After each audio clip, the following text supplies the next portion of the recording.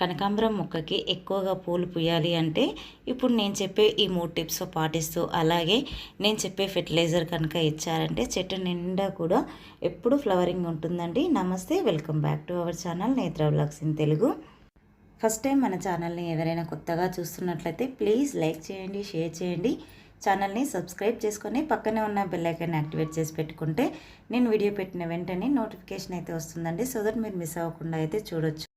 ఇక్కడ చూసారు కదండి, కనకాంబరం పూలు అయితే ఎంత బాగా పూసాయో. నా దగ్గర ఎన్ని రకాల కనకాంబరాలు ఉన్నాయో కూడా ఇప్పుడు ఈ వీడియోలో అయితే చూపిస్తానండి.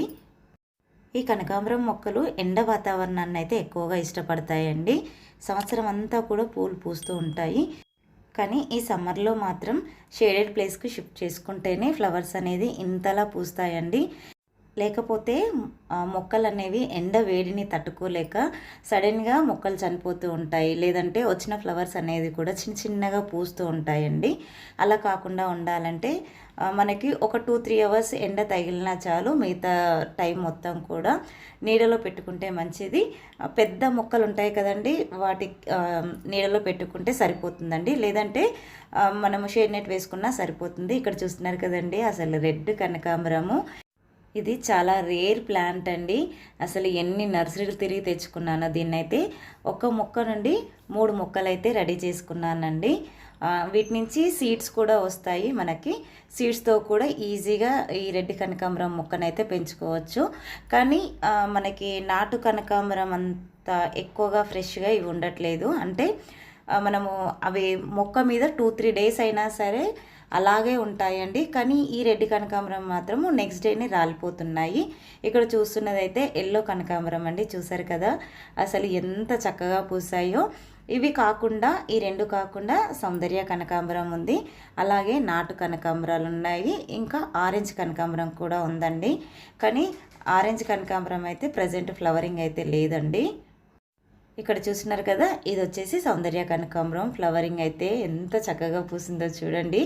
ఫ్లవర్ కూడా చాలా పెద్ద సైజులో వస్తుందండి. ఎప్పటికప్పుడు ప్రూనింగ్ చేస్తూ ఉండాలండి. మనం పూలు ఎంత బాగా హార్వెస్ట్ చేస్తూ ఉంటే అంత బాగా ఫ్లవరింగ్ అయితే వస్తూ ఉంటుంది. కాబట్టి ఫ్లవర్స్ అనేది హార్వెస్ట్ చేసుకుంటూ పూలు అయిపోయిన తర్వాత ఇలాగా సీడ్ పాట్ ఉంటుంది కదండి, వీటిని కట్ చేసుకుంటూ ఉండాలి. తర్వాత మెయిన్ ఇంపార్టెంట్ వాటర్ అండి. వాటర్ అయితే ఈ ఎండాకాలంలో పొద్దున సాయంత్రం అయితే ఖచ్చితంగా ఇవ్వాలి. అదే వర్షాకాలం చలికాలంలో అయితే టాప్ సాయిల్ డ్రై అయితేనే వాటర్ అనేది ఇవ్వాలండి. ఇక్కడ చూస్తున్నారు కదండి, ఇంత ఎండలకి కూడా చిన్న చిన్న కనకాంబరం మొక్కలు ఎంత బాగా వచ్చాయో చూడండి. ఇవైతే దేశీ వెరైటీ అండి, సీడ్స్ పడి మొలిచిన మొక్కలు. ఇక్కడ చూపిస్తున్న మొక్క అయితే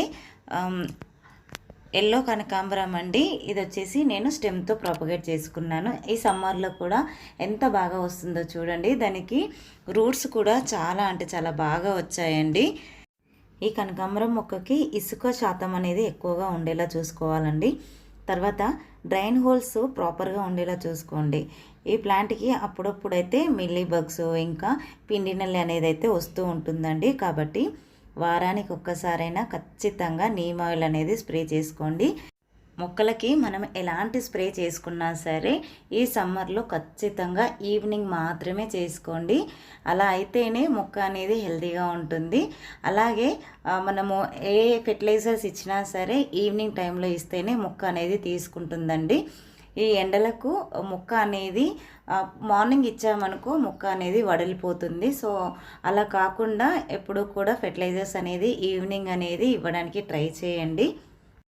లిక్విడ్ ఫెర్టిలైజర్స్ ఇచ్చిన, సాయిల్ రూపంలో ఇచ్చిన ఫస్ట్ అయితే వాటర్ ఇచ్చిన తర్వాతనే ఫెర్టిలైజర్స్ అనేది ఇవ్వాలండి. ఈ సమ్మర్లో పూలు ఎక్కువగా పూయాలి అంటే కావాల్సింది ఫెర్టిలైజర్. కాబట్టి 15 రోజులకు ఒక్కసారి ఖచ్చితంగా మంచి ఫెర్టిలైజర్ అనేది ఇవ్వాలి.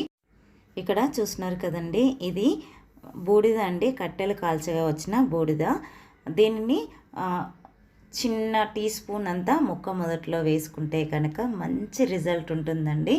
బనానా పీలుకి బదులుగా మనం ఈ కట్టెలు బూడిదను కూడా ఉపయోగించుకోవచ్చు అన్నమాట. కానీ క్వాంటిటీ అనేది చాలా తక్కువగా ఇచ్చుకోవాలి. ఎక్కువగా అస్సలు ఇవ్వకూడదండి. మనం దీన్ని ఎక్కువగా ఇచ్చినా సరే మొక్క అనేది డల్ అవుతుంది. చూసుకొని మొక్కకి ఎంత అవసరమో అంతే ఇవ్వండి. కుండి పరిమాణాన్ని బట్టి ఇచ్చుకుంటే మంచిది. చూస్తున్నారు కదండి, ఇదైతే నాకు 12 ఇంచెస్ కుండీ అండి. 12 ఇంచెస్ కుండీకి 1 టీ స్పూన్ అంత వేశాను. ఈ బూడిదలో చాలా రకాల మైక్రో న్యూట్రియంట్స్ అనేవి అయితే ఉంటాయండి. ఈ బూడిదని మనం 15 రోజులకు ఒకసారి కాకుండా నెలకు ఒక్కసారి మాత్రమే ఇవ్వండి.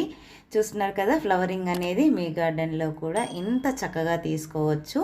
ఫెర్టిలైజర్స్ ఎలా ఇవ్వాలి అనేది తెలిస్తే చాలండి, ఈజీగా మనం మొక్కలను అయితే పెంచుకోవచ్చు. ఐ హోప్ ఈ వీడియో మీకు నచ్చిందని అనుకుంటున్నాను. వీడియో నచ్చినట్లయితే లైక్ చేయండి, షేర్ చేయండి, ఛానల్ని సబ్స్క్రైబ్ చేసుకోండి. Thank you for watching my videos. అందరికీ హ్యాపీ గార్డెనింగ్.